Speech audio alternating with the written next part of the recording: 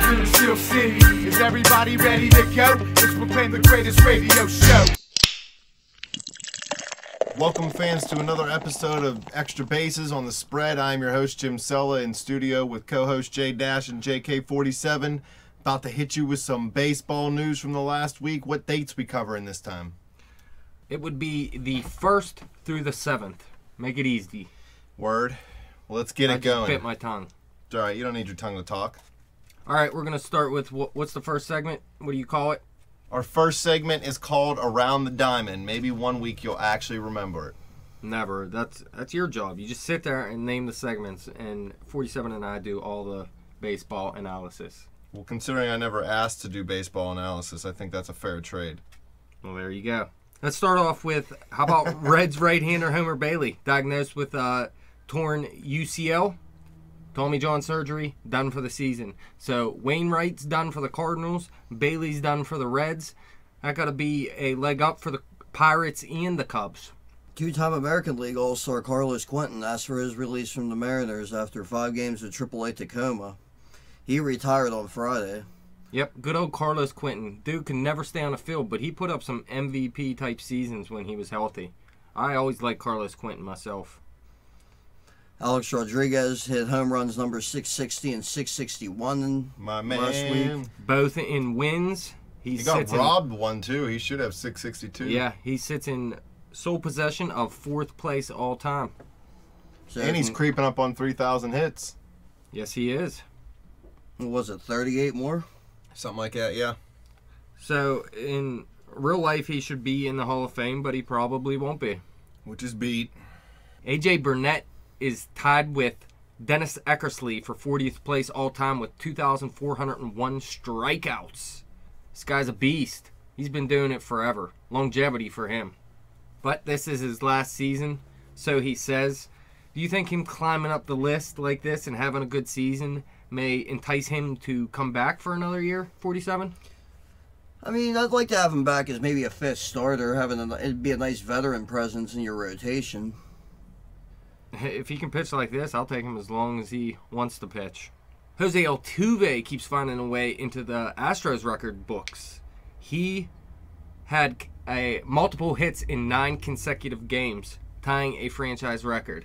This dude is a beast, and I mentioned this record in my article on our new website. The Red Sox called up Blake Swihart, the young catching prospect. He really hasn't done much yet. He did get his first hit in his first game. This guy's supposed to be one of the better hitting catchers in baseball when he rounds into form. Better round out pretty quick. Garrett Cole won Pitcher of the Month. First Pirate to do it since Randy Tomlin in 1992. Took his first loss Nice this week, name though, draw. too. Randy Tomlin. Good old Randy Tomlin. Is he Mike Tomlin's cousin? You're dead wrong. Devon Travis, who homered in his Major League debut on opening day, was named American League's Rookie of the Month on Monday. Yeah, he definitely deserved it. This dude is killing the ball right now, and I'm glad he won the second base job. Obviously, he deserves it. He had a big spring, and he never slowed down yet. Unfortunately for the Colorado Rockies, Adam Ottavino, their new-founded closer, who was having a big season, is done with Tommy John surgery. Goddamn pitchers, man, they're falling apart. The Astros had a 10-game winning streak at one point this week, until they lost Monday night 2-1 to the Rangers. It was their first loss of the season when having a lead. Yeah, the Astros, like we've been saying, they are on a tear right now. Well, they ended up getting swept in that series, I believe. They did end their losing streak, I do know that. How about the top 30 international prospects in baseball? Number 2 on that list, Vladimir Guerrero Jr. You gotta love that. Dude's gonna be jacking the ball like his dad. I hope so. His dad was a free swinger. He swung at everything. I loved He also hit everything. He had a cannon for an arm, too. Yeah, he was a beast. Gotta love Vladimir. Yeah, he was a great player. Shame he got wasted up in Montreal for all those years. Devin Mesoraco, he's going to need hip surgery. They don't know if he's going to wait till the end of the season or if he can't handle it. He might just have it in season. So if the Reds lose him, that's Homer Bailey and Devin Mesoraco down. They can't take all these injuries and expect to keep winning. Greg Holland was activated off the disabled list Tuesday after their 5-3 win over Cleveland. Yeah, so Wade Davis back in the setup role. Greg Holland, their closer, their bullpen back to full strength, and it's one of the best bullpens in baseball. They're already one of the better teams in the American League this year, and this is nothing but good news for them. Evan Longoria recorded career hit number 1,000, hitting a single in the 4th inning against Rick Porcello in Tuesday night's 2-0 loss in Boston. Yeah, Longoria, isn't it a little surprising he only has 1,000 hits now? Doesn't it seem like he'd have a little bit more than that? I think Kutch just got his 1,000th hit, correct? Yeah, just recently. He did a lot quicker than Longoria, it seems like. Well, Longoria... A little more power, I would say, than Kutch. Yeah, he has more power than him, or at least he used to. He's actually tailed off a little bit the last couple seasons. Yeah. He's definitely not the elite third baseman he used to be, but he's still a very good player and someone you can win with. Is it maybe the team that's around him, so people can pitch around him a little bit easier now, too? They had a couple good years down there in Tampa Bay. Yeah. How about Jared Weaver? Remember our 50 Things to Watch segment at the beginning of the year? We were saying Weaver's velocity was way down. He's pitching an average of 84 mile per hour on his fastball right now. He's 0-4, has a 6.29 ERA. How's he even still pitching? He's about done. He's lost it. He shouldn't be doing anything on the baseball diamond. I like this one. Mookie Betts, at the age of 22 years and 210 days, became the youngest player to belt 2 home runs for Boston since Hall of Famer Jim Rice did it in 1975 when he was 22 years old. Now, in this game, the Red Sox wore unis from the 1975 season and honored the 1975 team in pregame ceremonies. So everything just fell into place that night. And those unis were beasts. Did you get to see those unis? No, I didn't actually. Oh, yeah. Boston's 1975 unis look fresh today. Carlos Perez made his Major League debut. This is a prospect for the Angels. He is a catcher. He hit a walk-off home run in his Major League debut to give the Angels a 5-4 victory over the Mariners.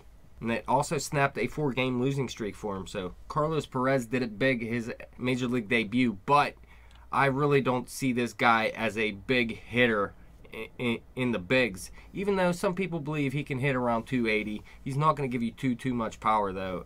Although he showed it in his debut. Like we were saying before, Eddie Rosario, the Minnesota Twins prospect, they called him up. He hit a home run on his very first pitch he's seen in the bigs. Now, the last player to do so, Starling Marte, in 2012 on July 26th. Do you remember that? When he took that first pitch, it was pretty much almost dead center, left center, I would say. And then Twins left-hander Tommy Malone also did this. A pitcher? Yeah, the pitcher. Tommy Malone hit the first pitch he's seen over the fence. You know who else did that, actually? I think it was Will Clark did it, too. But I mean, first pitch or first at bat? First pitch, if I'm not mistaken. Really? Yeah, and it was against Nolan Ryan. I believe Gary Sheffield hit one in his first at bat, but not his first pitch. Bryce Harper hit 3 home runs the other day. It was his first career 3 home run game, and he was the youngest player to do that since Joe LaHaude on my birthday, June 11th in 1969. Sounds Canadian. You're pretty old if your birthday was in 1969. No, my birthday was June 11th. I was born in 1964. Going in the zone, hot pitchers and hot hitters.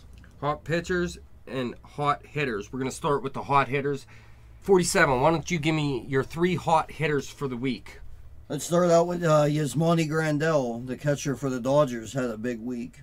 Going 12 for 20, 3 home runs and 10 RBI. Yeah, this guy had a pretty good rookie season for the San Diego Padres, and then he really fell off. He got traded to the Dodgers, and he started out slow, but it looks like he's finally coming along, and people believe he can be one of the better hitting catchers in baseball. Did you see he had an 8 RBI game the other day? Yes, he did, and 2 home runs. Yeah, ridiculous. You know, another catcher I'm going to talk about is Russell Martin. He went 12 for 23. Yeah. 4 home runs, 5 RBI. So Martin having himself a nice week in that potent Toronto Blue Jay lineup. Still hitting well. Just like Grandal. Russell Martin had a terrible start to the season. He was batting around 100 for the first week and a half, maybe even 2 weeks of the season.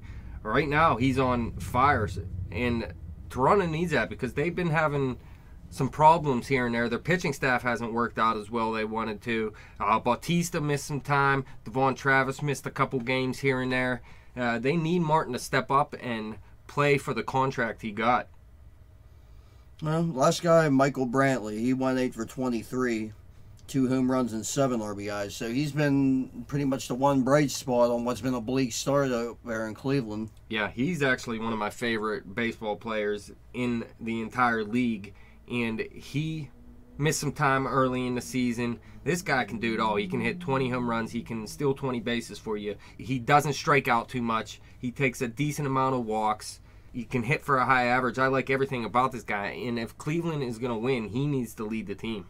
What do you got for us, Dash? What are your 3 hitters? I'm going to go with D. Gordon. He's been hitting all season long. Over the past week, he's 14 for 26. Only 2 strikeouts, took 4 walks, has 4 stolen bases, didn't get caught at all. I mean, he's not driving in runs, but obviously D. Gordon's not known for driving in runs. But he has scored 7 runs in that span. He's been killing it. And really, people didn't think he would be able to do it again this season. He looks like he's even taken another step forward. What are they putting in the water down there in South Florida? How about the guy we were talking about in the Pirates segment, Marlon Byrd? 8 for 18 over the past week. 4 Ks, not terrible. He took 3 walks, that's pretty nice. 3 home runs, 6 RBIs, even stole a base. Marlon Byrd finally turning around after a very, very, very slow start. He destroyed the Pirates. Yes, he did. And I'm going to go with a Kansas City Royal. Eric Hosmer, he's looking really good this season. 9 for 24 over the past week. He did take 6 strikeouts and only had 1 walk, but he drove in 8 people, had 2 home runs, scored 6 runs. He had a triple, 3 doubles. He's hitting .324 on the season, has 5 jacks already, 23 RBIs. This guy's producing for Kansas City like everyone hoped he would for the past, I don't know how many years, 3, 4 at least. Well, they were hoping he'd be the next George Brett. How about your 3 hot pitchers of the week? Well, I was gonna go with AJ Burnett for my first one. Well, AJ Burnett definitely had a big week, and like we said, he's climbing the list of all-time strikeouts, sitting at number 40, tied with Dennis Eckersley right now. What'd he do this week? Who, Burnett? Yes. 7 hits over 7 innings. Got his first win of the season. Struck out 4, walked 2. You know, but his previous start prior to that, actually, he pitched 7 innings, allowed what I want to say 3, maybe 4 hits, no earned runs. All I know is I don't think he's let up more than 2 earned runs in any start this season, has he? Not at all. So he's been excellent the last week. So I got to go with him for right now. Yeah, his ERA is sitting at 1.66 on the season right now. And another guy I'm going to go with is Dallas Keuchel. Oh, he's been killing it. He's been absolutely dominating this year so far. All season. So, I mean, I look for bigger things to come from him. Then the third guy I'm going to go with, Madison Bumgarner, again for the 2nd straight week, pitching well, getting himself out of the funk that he was in to start the season. That's going to be huge for that San Francisco team going forward, especially as they prepare to get Pence back. Yeah, without Bumgarner, they're going nowhere. I still don't believe they're going to be a playoff team this season without Bumgarner. Yeah, I really don't think they're going to the playoffs at all. I think they had a chance. What did Bumgarner do this week? 7.1 innings, just 2 hits allowed, 1 walk, 6 Ks, no earned runs. So he dominated. I'm going to go with Gio Gonzalez. He didn't have the greatest year last year. He was still a good pitcher. Over the past week, 7 innings pitched, 9 Ks, 6 hits, 2 walks. He picked up the win. He has a 3.86 ERA on the season right now. You'd like to see that a little bit lower. He's 2-2. And his whip is 158 right now. So even though he's pitched okay this season, he's still not the pitcher they need him to be. And everybody thought he would be, and the rest of this pitching staff really hasn't been pitching up to their standards. How about Shelby Miller? I'm surprised you didn't mention him. I thought about it, then I just wanted to get into some of those other guys. He pitched against the Phillies, so he had an easy matchup. But he pitched a complete game. He went 9 innings, just allowed 3 hits, 1 walk, K'd 8, and he picked up the win. So you haven't seen too many complete games yet this season, and he's looking great right now for the Atlanta Braves. That looks like a great deal for them. I know they got rid of Hayward, but I wasn't expecting this much out of Shelby Miller this season. His ERA is sitting at 1.66 right now with an 0.97 WHIP. You got to be happy with those results. And how about Wandy Rodriguez for the Texas Rangers, man? He went up against Houston, who was a hot-hitting team up until they met up with the Texas Rangers. He went 8 innings against them, allowed just 3 hits, a home run, a walk, had 8 Ks, and picked up the win. A big game for Wandy Rodriguez trying to make a comeback. First time for everything, right? He's been a good pitcher in his career, man. Let's see who's going to be riding the pine this week if they don't get it together. Cold pitchers and hitters. Oh, this is what I got. I got Nick Castellanos out in the third baseman from Detroit, going 4 for 24 for his last 24 with only 1 RBI. So he needs to pick it up. Really, he hasn't shown what he showed in the minors yet in the bigs, and he really needs to have a breakout at some point. He's still a young guy, so it might not come this season. It could come next year or even the year after, or it may never come. Josh Harrison won for his last 23 with just a single and 1 RBI to his credit. He's drawn 1 walk and he's struck out 9 times. He went 0 for 7 the other day. Garbage. K'd twice in that game. They actually dropped him down in the lineup. He's been batting 6th or 7th recently. So he needs to definitely get his act together. Please believe. My last player is going to be Rougned Odor, struggling a bit at the dish this week, going 3 for 22. Yeah, he's really had a bad season so far for the Texas Rangers. They had Jerickson Profar go down for the 2nd season in a row. And this guy was not a top prospect, but he was a top 100 prospect. And he has some offensive upside. He just hasn't shown it yet for the Texas Rangers. And really, even if he does start showing it, they have so many needs, it's not even going to make a difference. Well, what do you got for us, Dash? How about JD Martinez? Remember the big season he had last year? He's been terrible this season. And over the past week, 0 for 17 with 12 strikeouts. He did take 4 walks, but he's only batting .220 this season, even though he does have 6 home runs. But that 300 average he showed last season and that power, I don't think it's for real. This is what I expected from him coming into this season. I didn't really think he'd maintain the 300 batting average. I think the power's for real when he makes contact. How about Troy Tulowitzki? Now, his week wasn't terrible, but he's had a bad season, and he really hasn't come on at all yet.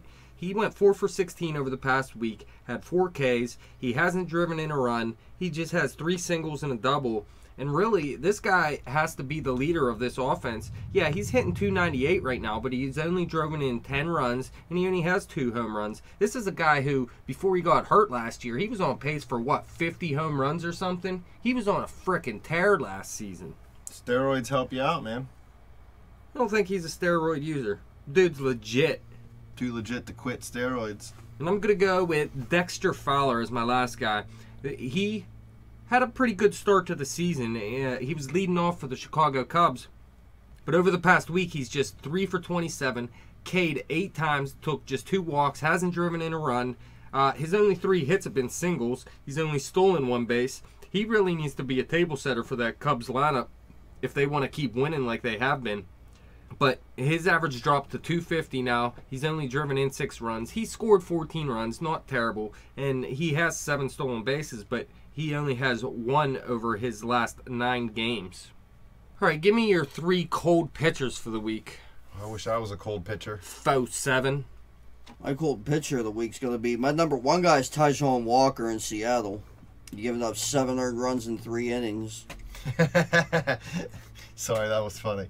3 home runs. I mean, that's kind of tough. I mean, this is a guy they actually counted on to do big things up there. One of the big reasons why Seattle's struggling right now. Yeah, he got off to a real horrible start, and then he finally, a couple outings ago, he finally put it together, but he went right back to his old form there, and I'm not sure this guy's going to be able to turn into the ace everyone hopes. I think he's more of a middle-of-the-rotation pitcher, but he's a better pitcher than he's pitched so far. Let's see. We're going to go with Drew Hutchison. Oh, yeah. He's been terrible all season. But, I mean, he took a beating this week in 4 1/3 innings, allowing 6 earned runs. a home run. Only struck out 2 people, too. So, I mean, he's struggling to get that crucial strikeout. Yeah, once Stroman went down for the Blue Jays, people were saying Hutchison got to be the #1 guy out there now. And really, he's let them down, and their whole pitching staff has. They actually sent Daniel Norris back to the minors. Anthony DeSclafani having a rough week in 2 starts and 10 innings pitched, allowing 7 earned runs. So yeah, he took a little bit of a beating this last week, and yeah, he started out the season looking like one of the best pitchers in baseball, coming over from the Marlins. This is his 2nd season in the bigs, and like I said, he started out real hot, but over the past few outings, he's really slowed down. And the Reds really need him to pitch well, because outside of Cueto, like we said, Homer Bailey's done for the season. DeSclafani got to be one of those guys to step up and pitch well for him.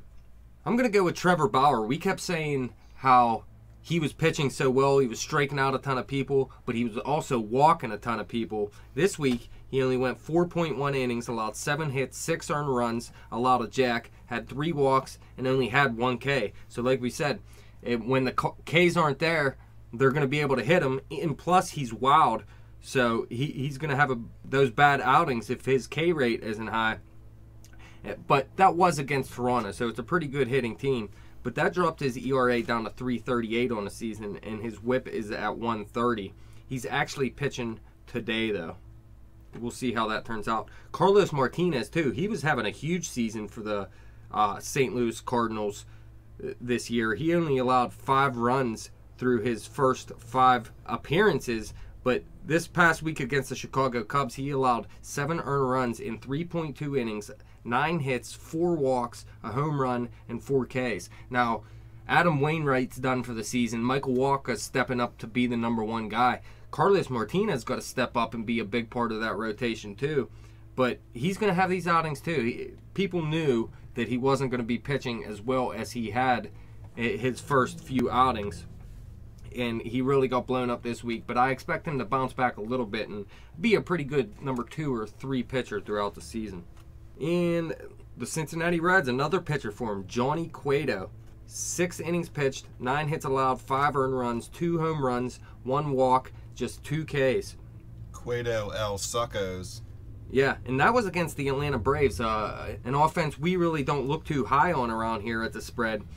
Johnny Cueto was a beast all of last season. He was a beast so far through his first 5 starts, but he finally got lit up. We'll have to see how he bounces back, but his ERA went the whole way up to 2.72 on the season, even though his WHIP is still at 0.86. So he's still going to be a good pitcher, but maybe he's not going to be as good as he was last year. Maybe he'll bounce back and do the same thing.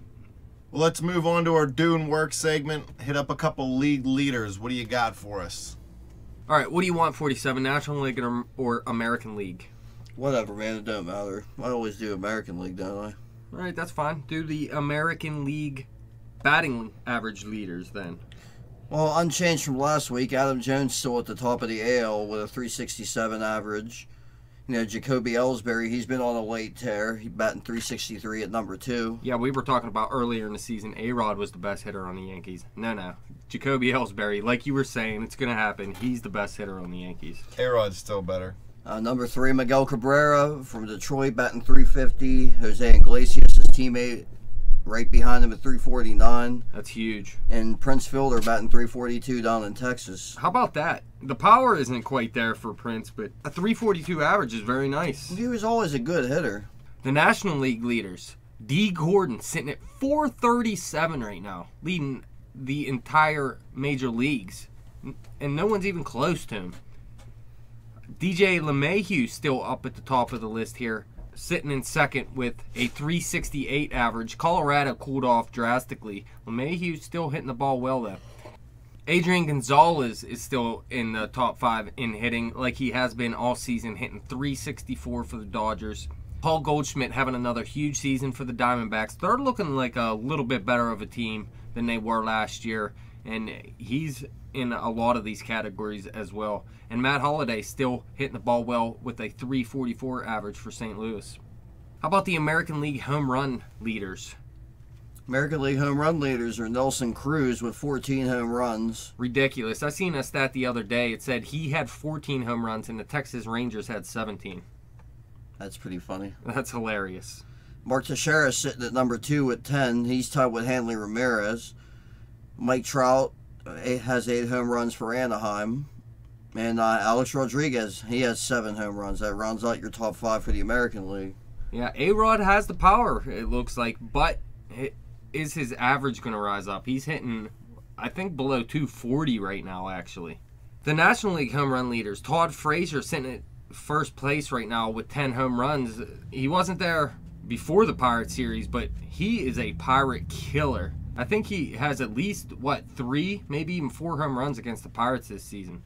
Adrian Gonzalez still on this list as well. He has 9 home runs, tied with teammate Jock Peterson with 9 home runs. He's been on a tear. Peterson actually had a streak similar to Todd Frazier where he had 7 straight hits where they were all home runs. So Peterson looks like he is breaking out and becoming the player he was in the minors, even though his K rate is ridiculously high. He had a 4 strikeout day the other day. Yeah, you're going to get those from him, but otherwise, it looks like he's going to be able to produce for them. We got Bryce Harper and Paul Goldschmidt tied with 8 in 4th place in NL home runs. Like I said, Goldschmidt having a big season. Bryce Harper having a nice season after a down year last year as well. And Washington really needs him to hit the ball well. Even better if they get Rendon back. Please believe. He had another setback. How about the American League RBI leaders? Nelson Cruz with 26. Mark Teixeira has 25. He's tied for second with Stephen Vogt from Oakland. He has 25 also. And another tie for 4th place with Kendrys Morales and Eric Hosmer from Kansas City. They each have 23 apiece. Yeah, how about Stephen Vogt with 25 RBI for the Oakland Athletics? That's the biggest surprise to me. I know Hosmer's having a breakout year, and 23 RBIs from him is nice. Even Morales, 23 RBIs. He's having a huge year for Kansas City as well. But Stephen Vogt, 25 RBIs? This guy's killing it this season. The National League RBI leaders. No surprise here, Giancarlo Stanton finds his way to the top of the list, and he's leading the major leagues with 29 RBIs already. Paul Goldschmidt in this list as well has 26 RBIs. Adrian Gonzalez falls in 3rd place with 24 RBIs, and Justin Upton in 4th place with 21 RBIs. And our boy Starling Marte showing the power this season and the run production, 20 RBIs, sitting in 5th place in the National League. All right, one more category here for hitters. Why don't you do the American League runs leaders? American League run leader, Mike Trout. He's scored 24 times. Number 2 is Kendrys Morales from Kansas City. That's a huge surprise. 23 runs for him. And coming in at 3rd, we got a tie between Jacoby Ellsbury and Josh Donaldson. They've scored 22 times apiece. Then tied for 5th, we have Lorenzo Cain, Mike Moustakas, and Brian Dozier, each scoring 21 times each. Yeah, Dozier actually had a slow start to his season, but he's coming along nicely now. Still only hitting 236 on the season. The National League runs leaders so far this season. We got, how about this? San Diego's Will Myers leading the National League with 25 runs scored.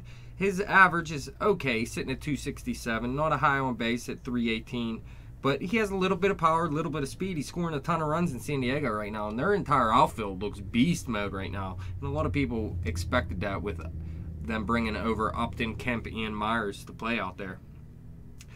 Tied for 2nd, Adrian Gonzalez and Matt Carpenter, both with 23 runs. No surprise there. Carpenter's been getting it done all season. Gonzalez has been on these lists all year as well. Anthony Rizzo has 22 runs, tied with Paul Goldschmidt for 4th place. The 2 of the best first basemen in baseball, both having big season. Rizzo hitting 326, Goldschmidt 346, like we said. Both scoring a ton of runs too. Let's move on to pitching. How about the American League ERA leaders? Your American League ERA leader is Dallas Keuchel. He has a .80 ERA, like as we were saying earlier. Beast. Yeah, right now he's looking like the early Cy Young leader. Nick Martinez sitting at number 2 with 1.47. Sonny Gray from Oakland with a 1.67 ERA is your pitcher in 3rd place. King Felix sitting at 4th with a 1.73 ERA, and Jake Odorizzi with a 2.21 ERA. Yeah, Odorizzi's still pitching very well for Tampa Bay. He did have a rough start 2 outings ago, but he bounced back in a big way his last start out. And he really needs to pitch well. That whole pitching staff needs to keep pitching well like they have been if Tampa Bay is going to stay in this race. Well, I saw earlier that Alex Cobb is going to have season-ending Tommy John surgery. Yeah, so they're not going to be able to get him back. They did just get back Drew Smiley, and he's a good pitcher as well. But him, Odorizzi, and Archer are a pretty good 1, 2, 3 in my opinion. The National League ERA leader, Zach Greinke, with a 1.56 ERA. He's pitching lights out this season. AJ Burnett, like we said several times already, he's pitching lights out. He has a 1.66 ERA. He's tied with Shelby Miller for second place, who also has a 1.66 ERA. That's the biggest surprise to me, Shelby Miller finally breaking out. I thought this dude was nothing but fastball. He's proven me wrong this season. Then you got Michael Wacha at number 4 with a 1.93 ERA, stepping up with the big Wainwright injury, and he's doing a good job so far. And number 5, Francisco Liriano. You got 2 Pittsburgh Pirates in the top 5 here. Liriano sitting with a 1.95 ERA, and he is pitching today as well. How about the wins leaders? Just give me the number 1 guy in the AL. King Felix is leading in the wins, and then you got 4 other people basically with 4 wins. Probably actually more. Yeah, King Felix still looking like the beast he always has been. I don't think this guy's ever going to break down. This is one of the few guys that just isn't going to break down until he's older. You know, among the notables with 4 wins, you know, we'll just say Sonny Gray, he has 4 wins. Colin McHugh has 4 wins. And then Pineda and Simon. So those guys are actually still throwing pretty well. In the National League, Bartolo Colon has 5 wins, tied with Zach Greinke and Matt Harvey, a teammate of Colon, with 5 wins each. The Mets have been winning a lot of games, and it's been because of Harvey and Colon mostly. But like I said, Zach Greinke's pitching lights out as well. So each of them has 5 wins, and all 3 are playing on very good teams right now. How about the American League strikeout leaders? Well, Chris Archer's your American League strikeout leader. He has 50 on the season. You know, a guy who's struggling at number 2 is Corey Kluber. Yeah, he has a ton of strikeouts, but what's his ERA, like 5-something? 5.04. Yeah, this guy is not pitching like he has last season, and really, I don't want to say I expected him to fall down like he has this year, but I did expect some sort of regression. He's not that great of a pitcher that he was last season. He's not a Cy Young guy year after year, but he's still a good pitcher. I mean, but he has 46 strikeouts. King Felix sits at number 3 with 44, and then tied for 4th, you got Scott Kazmir and Clay Buchholz with 40 strikeouts each. Clay Buchholz is another guy that's having an up and down season. That he is. That 6.03 ERA isn't cutting it. In fact, they got rid of their pitching coach out there in Boston. They need to, and they also need to call up Eduardo Rodriguez, Henry Owens, and Brian Johnson. All 3 of those pitchers need to be pitching in the bigs because they are big-time prospects, and Boston's pitching staff is complete frickin' garbage. The National League strikeout leaders. Jim, I bet you can guess number 1. AJ Burnett. No, Clayton Kershaw. Like always, 51 strikeouts in 38.2 innings. Ridiculous. Number 2, Max Scherzer. No surprise there either. 49 Ks in 42.2 innings. But as a team, the Nationals aren't pitching as good as everyone thought, even though Scherzer's ERA is sitting at a nice 2.11 right now. James Shields sitting at number 3 with 48 Ks, and his teammate Tyson Ross tied for 4th with Mike Fiers and Lance Lynn with 42 Ks. So San Diego is still getting some pretty good pitching out of their pitchers out there. Morrow went to the DL, so it's going to be a little bit before he gets back, but he was pitching well before he hit the DL. Now this Mike Fiers, he's been pitching like crap for Milwaukee. He had 1 big outing 2 outings ago, but besides that, he's been getting rocked all season long. All he has is the strikeout. He has 42 and 29.2 innings. That is ridiculous. If only you could strike everybody out, huh, JDash? If only. All right, let's move on to our last segment. What is it? Rolling or reeling, hot teams, cold teams. What do you got for us? Buccos are one of the cold teams. Let's start with the American League and hot teams. Hottest team in the American League is the Minnesota Twins currently. They're sitting at 8-2 over their last 10 games. Their record up to 16-13. So they've been getting it done after a real rough start, a lot like the Houston Astros. Didn't you say they were 11-3 or something in their last 14 as well? Is that what you said? They've won 11 of their last 13. Oh, so they're 11-2 in their last 13. Yeah, So they are on a roll. And like we said, they got some big-time prospects they could still call up. A couple pitchers and a couple hitters. But I like their infield. Plouffe is hitting very well right now, playing third base. Dozier's finally coming along. Their second baseman. What else they got going out there? Mauer, he's not the greatest hitter in the world anymore. I really think if they're going to stay relevant in this race, they need to call up Buxton and get him up here, and some of those pitchers as well, because like we were saying, their pitching staff doesn't look that great. Phil Hughes is having, I wouldn't say a down season, but he's not looking as good as he did last season. Nolasco, we're both not big on. We mentioned that earlier. Trevor May, he's not going to stick in this rotation. That's going to be Barrios or Meyer eventually. And who was the other pitcher we were talking about? Mike Pelfrey. He's not a good pitcher either. Yeah, so they got to get these pitchers up there. They got to get Buxton up there if they want to stay relevant in this race. I really don't see it happening though.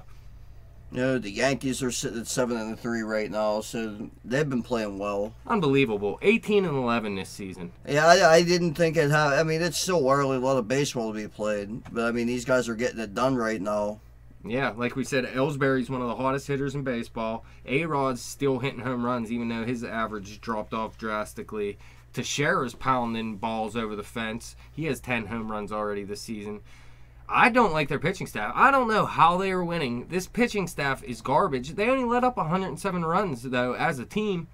I just don't get it. I do like the back end of their bullpen with Betances and Miller. That's unbeatable right there. But really, Sabathia's not that great. Eovaldi's not that great. Tanaka's been hurt.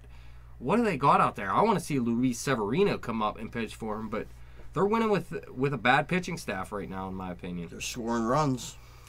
Anybody else in the American League? Houston's sitting at 7-3 over their last 10, so I mean they've been playing well still.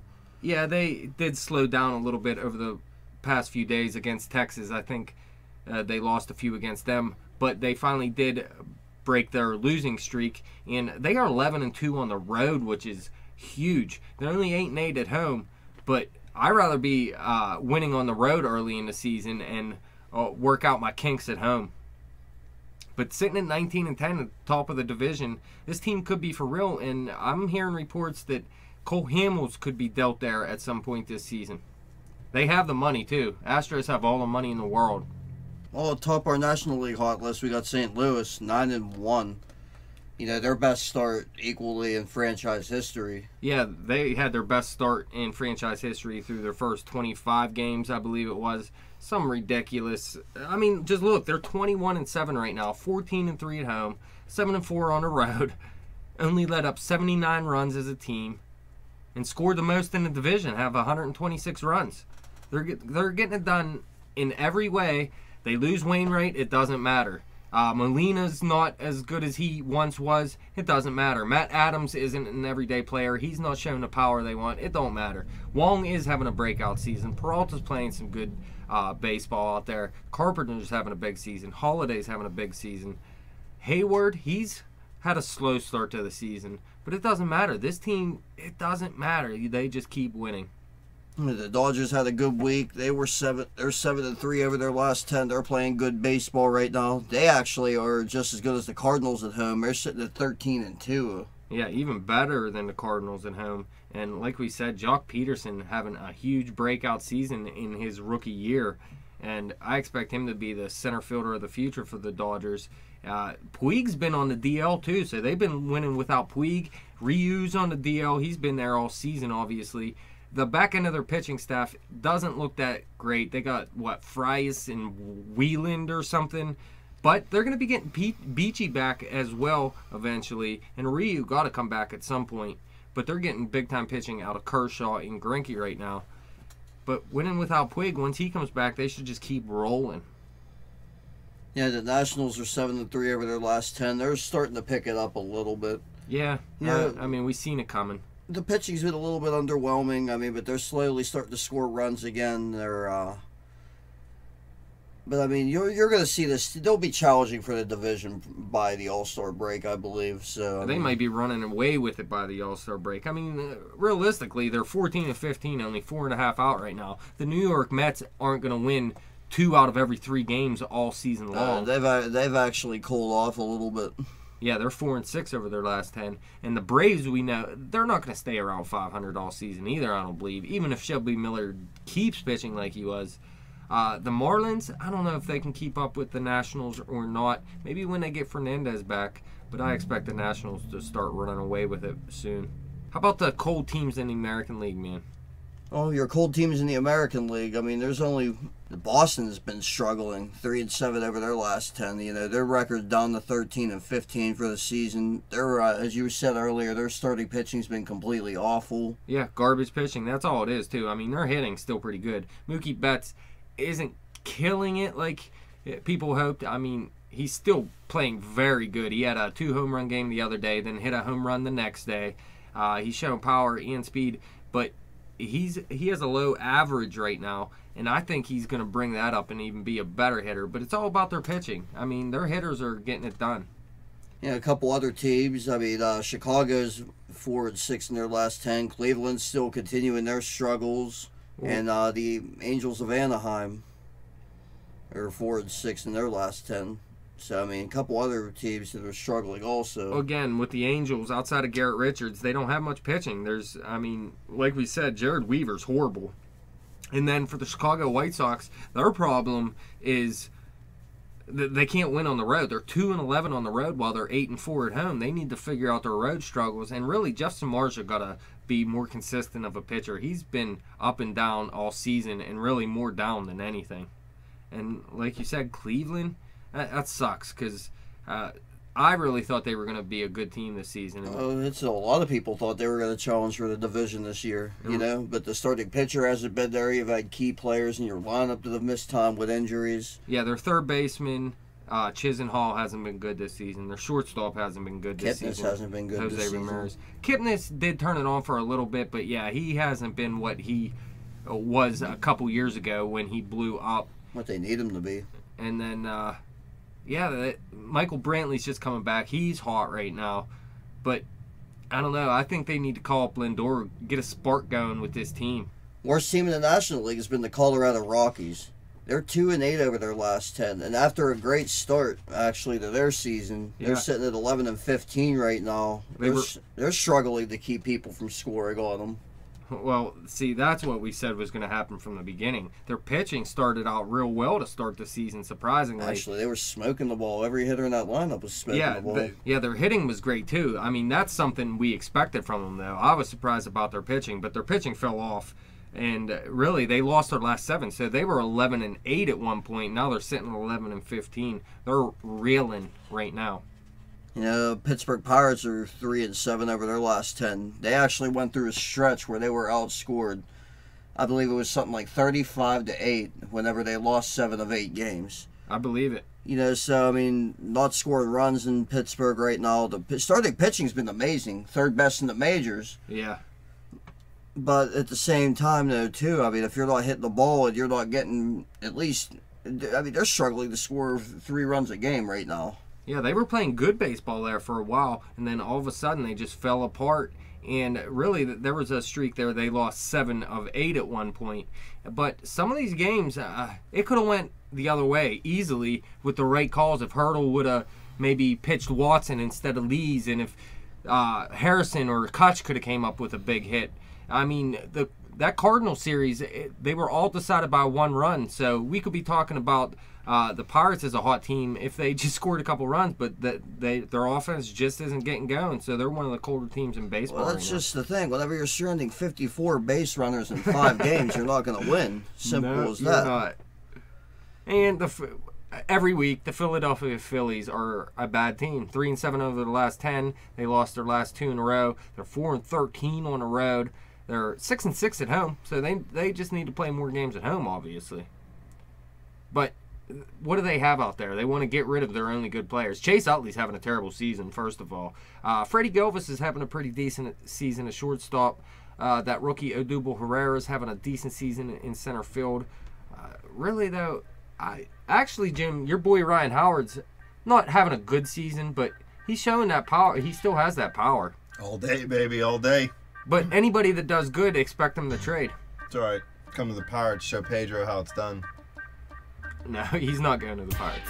Well, that wraps it up. Thank you guys for coming in studio. Thank you, fans, for listening. Fans, you can follow us on Twitter at bet_the_spread. You can follow me on Twitter at betjimthewin. Like us on Facebook. Subscribe to that YouTube channel. Keep your ear out for the webpage. It's coming soon.